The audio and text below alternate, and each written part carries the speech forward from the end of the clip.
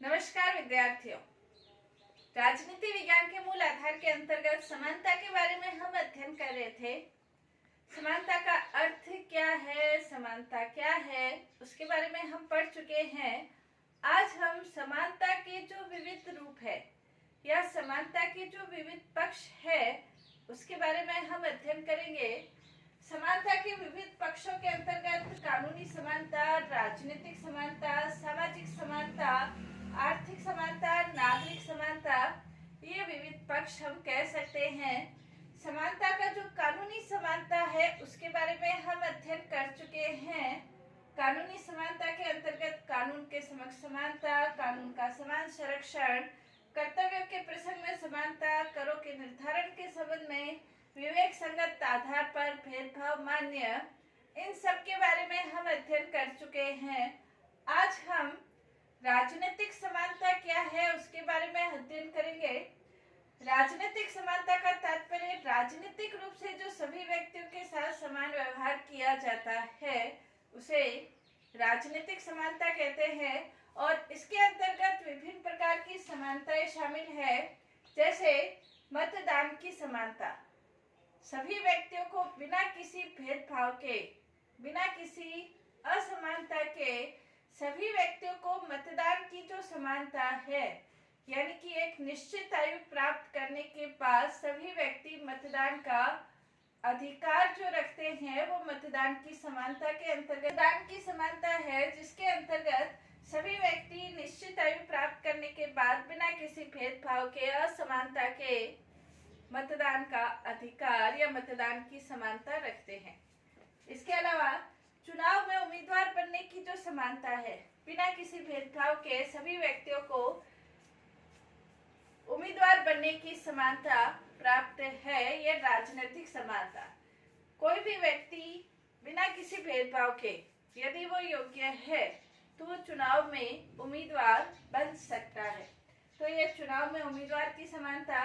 Next है प्रार्थना पत्र की समानता। व्यक्तियों को, नागरिकों को राजनीतिक व्यवस्था के संबंध में कुछ आलोचना हो सकती है या कुछ असंतोष की स्थिति हो सकती है, तो सभी व्यक्तियों को बिना किसी भेदभाव के राजनीतिक व्यवस्था के प्रति, राजनीतिक लोगों के प्रति आलोचना करने के संदर्भ में या उसके संदर्भ में प्रार्थना पत्र प्रेषित करने के संबंध में समानता प्राप्त होती है। राजनीतिक नियुक्तियां प्राप्त करने में समानता, और इसके साथ ही साथ राजनीतिक रूप से सम्मान प्राप्त, शिक्षा के क्षेत्र में या कुछ विशेष योग्यताओं के संबंध में समानता के आधार पर उनको सम्मान प्रदान करने की समानता, राजनीतिक नियुक्तियां प्राप्त करने की समानता। कहने का तात्पर्य यह है कि व्यक्तियों को बिना किसी भेदभाव के, असमानता के राजनीतिक रूप से सभी व्यक्तियों के साथ जो समान व्यवहार किया जाता है, जो सभी व्यक्तियों के साथ समान व्यवहार किया जाता है वो राजनीतिक समानता। इसके साथ ही साथ बिना किसी भेदभाव के व्यक्तियों को विचार अभिव्यक्ति की स्वतंत्रता, यानी कि अपने विचार प्रकट कर सके, उनको अभिव्यक्त कर सके। इसके लिए कोई विशिष्ट जाति, धर्म, भाषा की योग्यता नहीं होकर सभी व्यक्तियों के समान रूप से विचार और अभिव्यक्ति को समानता। इसके साथ ही साथ दलीय संगठन, दलीय समूह, राजनीतिक दल बनाने के संदर्भ में सभी व्यक्तियों के साथ जो समान व्यवहार किया जाता है वो राजनीतिक समानता।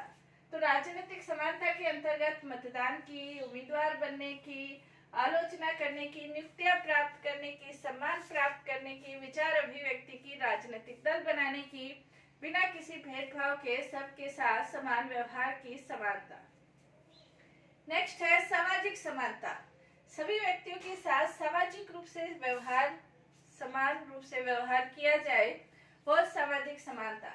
इसके अंतर्गत सभी आधारों पर समानता, यानी कि बिना किसी भेदभाव के, सामाजिक क्षेत्र के अंतर्गत बिना किसी भेदभाव के, न जाति के आधार पर, न धर्म के आधार पर, भाषा के आधार पर, रंग के आधार पर, सामाजिक क्षेत्र के अंतर्गत किसी भी व्यक्ति को सर्वोच्च या किसी भी व्यक्ति को निम्न मानना, या किसी भी व्यक्ति को उच्च मानना, किसी व्यक्ति को निम्न मानना, समाज के आधार पर, सामाजिक क्षेत्र के आधार पर, जाति के आधार पर या धर्म के आधार पर लोगों में भेदभाव करना, किसी को उच्च और किसी को निम्न मानना, ये समानता के द्योतक नहीं है, बल्कि सभी के साथ समान व्यवहार करना, चाहे वो किसी भी धर्म, भाषा, जाति, लिंग का क्यों नहीं हो, बल्कि सभी के साथ सभी आधारों पर समान व्यवहार करना, ये समानता।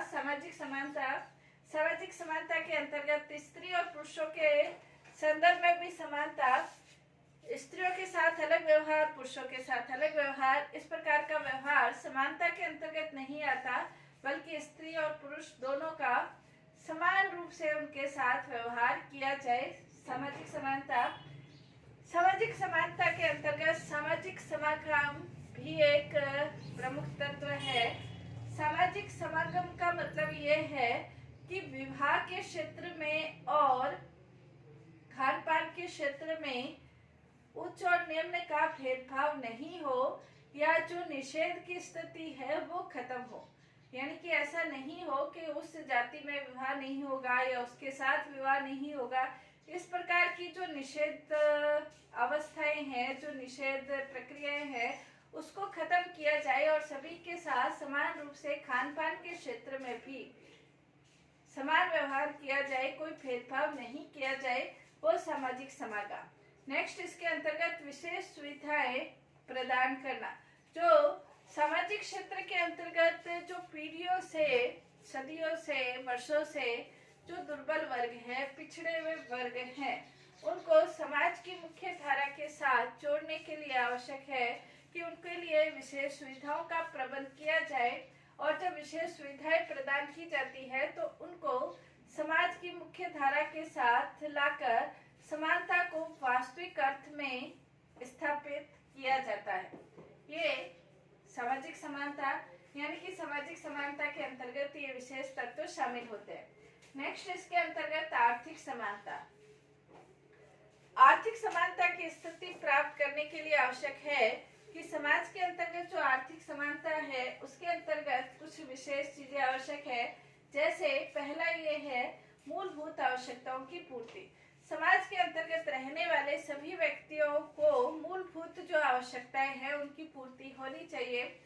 जैसे रोटी, कपड़ा, मकान, शिक्षा और स्वास्थ्य, जो मूलभूत आवश्यकताएं हैं उनकी पूर्ति हो और उसके संदर्भ में किसी भी प्रकार का भेदभाव नहीं होना चाहिए। यदि मूलभूत आवश्यकताओं की पूर्ति नहीं है तो अन्य सभी प्रकार के अधिकार, स्वतंत्रताएं बेमानी हो जाते हैं, इसलिए मूलभूत आवश्यकताओं की पूर्ति हो। नेक्स्ट, इसके अंतर्गत बिना किसी भेदभाव के सभी व्यक्तियों को आर्थिक सहायता प्रदान की जाए। बिना किसी भेदभाव के, चाहे वो व्यक्ति, अगर कोई व्यक्ति निर्बल है, विकलांग है और उसे वास्तविक रूप में आर्थिक सहायता की आवश्यकता है, तो इस आधार पर भेदभाव नहीं किया जाए कि वो अमुक जाति का है, वर्ग का है या धर्म का है। इस आधार पर भेदभाव नहीं किया जाना चाहिए। इसके अलावा समान कार्य के लिए समान वेतन की व्यवस्था होनी। कार्य के लिए समान वेतन की व्यवस्था, यानी कि व्यक्तियों को इस आधार पर वेतन के संदर्भ में किसी भी प्रकार का भेदभाव, असमानता नहीं होनी चाहिए। जैसे कई बार हम देखते हैं कि स्त्रियों को, जो मजदूर है, एक पुरुष मजदूर है, एक स्त्री मजदूर है, तो स्त्रियों को वही कार्य करने के लिए कम वेतन दिया जाता है, पुरुषों को ज्यादा वेतन दिया जाता है। इस प्रकार का भेदभाव सामाजिक असमानता का द्योतक है, वो वास्तव में नहीं होना चाहिए। आर्थिक असमानता का भी द्योतक है। वेतन के संदर्भ में समान कार्य के लिए समान वेतन प्रदान किया जाना चाहिए, ये आर्थिक समानता। इसके अलावा सभी व्यक्तियों को आगे बढ़ने के लिए समान अवसर प्राप्त होने चाहिए। आर्थिक समानता के अंतर्गत कोई भी व्यक्ति योग्य है, बुद्धिमान है, तो उसे आगे बढ़ने के समान अवसर प्राप्त होने चाहिए। किसी आधार पर, अर्थ के आधार पर व्यक्तियों को आगे बढ़ने से रोका जाए, ये आर्थिक समानता का द्योतक नहीं है। कोई व्यक्ति निर्धन है तो उसे इस आधार पर नहीं रोका जा सकता कि वो कोई उच्च पद प्राप्त नहीं कर सकता। यदि वो योग्य है तो वो उच्च पद पर पहुंच सकता है। सभी व्यक्तियों को बिना किसी आर्थिक भेदभाव के आगे बढ़ने के समान अवसर प्राप्त होना। नेक्स्ट, इसके अंतर्गत आर्थिक समानता में उत्पादन के साधनों का केंद्रीयकरण नहीं होना चाहिए। उत्पादन के जो साधन है उनमें केंद्रीयकरण यदि होता है, जैसे कुछ विद्वान ये मानते हैं कि जैसे लॉस्की है वो ये मानते हैं कि यदि संपत्ति और उत्पादन के साधनों पर यदि कुछ व्यक्तियों तक वो केंद्रित हो जाता है, इसका सीधा सीधा मतलब ये निकलता है कि अन्य जो व्यवस्थाएं हैं, अन्य व्यवस्थाओं का मतलब जैसे कानून है, न्याय है, धर्म है, शिक्षा है, इनके ऊपर भी इन्हीं व्यक्तियों का प्रभुत्व स्थापित हो जाएगा। तो आर्थिक क्षेत्र में अर्थ का केंद्रीयकरण कुछ व्यक्तियों के हाथ में केंद्रित होना यानी कि असमानता की स्थिति को बढ़ाता है। आर्थिक समानता के अंतर्गत ये भी है कि व्यक्तियों के शोषण पर कि दूसरे व्यक्ति का शोषण नहीं कर सके, ये उत्पादन के साधनों पर निर्भर करता है कि कुछ व्यक्तियों के हाथ में यदि केंद्रीकरण हो जाता है तो दूसरे व्यक्तियों का शोषण कर सकते हैं। तो इस प्रकार उत्पादन के साधनों का केंद्रीकरण नहीं हो बल्कि उनका विकेंद्रीकरण हो। कुछ व्यक्ति बहुत ज्यादा अमीर और कुछ व्यक्ति बहुत ज्यादा गरीब नहीं रहने चाहिए। जैसे रूसो ये कहता है कि राज्य के द्वारा अपनी आर्थिक व्यवस्थाओं का संचालन इस प्रकार से करना चाहिए कि न तो संपत्ति अमीरों की संख्या में वृद्धि हो और न ही भीखमंगों की संख्या में वृद्धि हो। इस प्रकार से राज्य की अपनी व्यवस्थाओं का संचालन, नियमों का, योजनाओं का संचालन करना चाहिए। तो उत्पादन के साधनों का केंद्रीकरण नहीं हो या आर्थिक समानता के अंतर्गत हम कह सकते हैं। यानी कि सीधे सीधे शब्दों में ये कहा जा सकता है, आर्थिक समानता का तात्पर्य ये है कि सभी व्यक्तियों की मूलभूत आवश्यकताओं की पूर्ति होनी चाहिए, सभी व्यक्तियों को आगे बढ़ने के समान अवसर प्राप्त होने चाहिए और व्यक्ति का व्यक्ति के साथ समान व्यवहार होना चाहिए। कोई भी व्यक्ति दूसरे व्यक्ति के शोषण करने के लिए उत्तरदायी नहीं होना चाहिए। इस प्रकार आर्थिक समानता स्थापित है। नागरिक समानता का तात्पर्य एक देश के अंतर्गत नेक्स्ट समानता का जो रूप हम देखते हैं नागरिक समानता के अंतर्गत हम कह सकते हैं कि नागरिक समानता में राज्य का नागरिक होने के नाते वो सभी सुविधाएं उसे प्राप्त हो जो उस राज्य के अन्य नागरिकों को प्राप्त है। राज्य का नागरिक होने के नाते उसका किसी अन्य आधार पर कोई भेदभाव नहीं होना चाहिए। यदि एक नागरिक को अधिकार प्राप्त है, दूसरे नागरिक को अधिकार प्राप्त नहीं है, तो इस प्रकार का भेदभाव राज्य के अंतर्गत नागरिक होने के नाते नहीं होना चाहिए। यानी कि कानून के क्षेत्र में, अधिकारों के क्षेत्र में, स्वतंत्रता के क्षेत्र में, सुविधाएं प्राप्त करने के क्षेत्र में, संघ बनाने के क्षेत्र में, विचार अभिव्यक्त करने के क्षेत्र में एक नागरिक दूसरे नागरिक के साथ असमानता का व्यवहार नहीं हो। नागरिक एक राज्य का नागरिक होने के नाते दूसरे नागरिक को जो सुविधाएं प्राप्त होती है या अन्य नागरिकों को जो सुविधाएं प्राप्त होती है वो सभी सुविधाएं सभी नागरिकों को समान रूप से प्राप्त होनी चाहिए।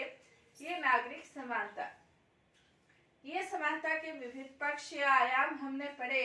कानूनी समानता, राजनीतिक समानता, सामाजिक समानता, आर्थिक समानता और नागरिक समानता। स्वतंत्रता और समानता के अंतर्गत क्या संबंध है उसके बारे में हम अध्ययन करेंगे कि स्वतंत्रता और समानता में क्या संबंध है। कुछ विद्वान ये मानते हैं कि स्वतंत्रता और समानता एक दूसरे के विरोधी हैं। जैसे लॉर्ड एक्टन है वो कहते हैं स्वतंत्रता और समानता एक दूसरे के विरोधी हैं। यानी कि यदि आप व्यक्तियों को स्वतंत्रता का वातावरण देते हैं तो कुछ व्यक्ति अपनी कुशाग्र बुद्धि का प्रयोग करते हुए बहुत आगे बढ़ जाएंगे। यानी कि संपत्ति के क्षेत्र में, राजनीतिक क्षेत्र में अपनी बुद्धि का प्रयोग करते हुए, और जो धनी व्यक्ति है यदि उनको स्वतंत्रता का वातावरण दिया जाए और स्वतंत्रता फुल रूप से स्वतंत्रता प्रदान कर दी जाए तो समाज में समानता खत्म हो सकती है। क्योंकि उस स्वतंत्रता के वातावरण में कुछ व्यक्ति आर्थिक शक्तियों के ऊपर अपना अधिकार कर लेंगे और आर्थिक शक्तियों के ऊपर अधिकार कर लेंगे तो अन्य जो शक्तियां हैं उनके ऊपर भी उनका अधिकार हो जाएगा, जिससे समाज के अंतर्गत समानता का वातावरण नहीं रहेगा।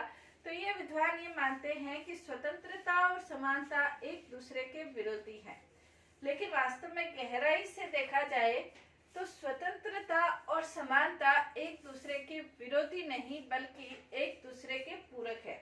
जैसे आशीर्वादम के शब्दों में हम कह सकते हैं, उन्होंने ये कहा है कि फ्रांस के जो क्रांतिवीर थे वो क्रांतिवीर क्या कोई पागल थे जिन्होंने स्वतंत्रता, समानता और भ्रातृत्व तीनों का साथ में नारा लगाया था। यदि स्वतंत्रता और समानता एक दूसरे के विरोधी होते तो वो क्रांतिवीर क्या पागल थे जो दोनों का साथ में नारा लगाते थे? यानी कि कहने का तात्पर्य यह है कि कुछ विद्वान ये मानते हैं कि स्वतंत्रता, समानता विरोधी नहीं है, बल्कि स्वतंत्रता के वातावरण में ही समानता कायम रह सकती है और समानता के वातावरण में ही स्वतंत्रता कायम रह सकती है। जैसे राजनीतिक समानता नहीं है तो स्वतंत्रता प्रदान करना व्यर्थ है। जहां राजनीतिक समानता नहीं है, राजनीतिक रूप से सभी व्यक्तियों को मत देने का, निर्वाचित होने का, उम्मीदवार बनने का यदि अधिकार नहीं है, समानता नहीं है, वहां स्वतंत्रता कैसे रह सकती है यदि सभी व्यक्तियों को समान रूप से अधिकार नहीं है। इसी के साथ यदि नागरिक समानता नहीं है, नागरिकों में भेदभाव किया जाता है, वहां भी स्वतंत्रता कायम नहीं रह सकती है। सामाजिक समानता नहीं है तो समाज कुछ विशेषाधिकार प्राप्त लोगों तक ही सीमित रह जाएगा, वहां भी स्वतंत्रता कायम नहीं रह सकती है। आर्थिक समानता जहां पर नहीं है तो आर्थिक समानता नहीं होने पर राजनीतिक स्वतंत्रता का कोई महत्व नहीं रह जाता है। फिर लोग अपने राजनीतिक अधिकारों का प्रयोग करते दूसरे लोगों का शोषण करेंगे। कहने का तात्पर्य ये है कि समानता के वातावरण में ही स्वतंत्रता कायम रह सकती है और स्वतंत्रता के वातावरण में समानता स्थापित की जा सकती है। जैसे विचारक टोनी के शब्दों में हम कह सकते हैं कि समानता की एक बड़ी मात्रा स्वतंत्रता की विरोधी नहीं होकर बल्कि उसकी आवश्यकता है। यानी कि अनेक विद्वान ये मानते हैं कि स्वतंत्रता और समानता एक दूसरे के विरोधी नहीं है बल्कि एक दूसरे के पूरक है और समानता के वातावरण में ही स्वतंत्रता कायम रह सकती है। तो आज हमने समानता के विविध रूपों का वर्णन किया और समानता और स्वतंत्रता एक दूसरे के विरोधी नहीं बल्कि पूरक है। समानता और स्वतंत्रता के बीच संबंधों का हमने अध्ययन किया। धन्यवाद।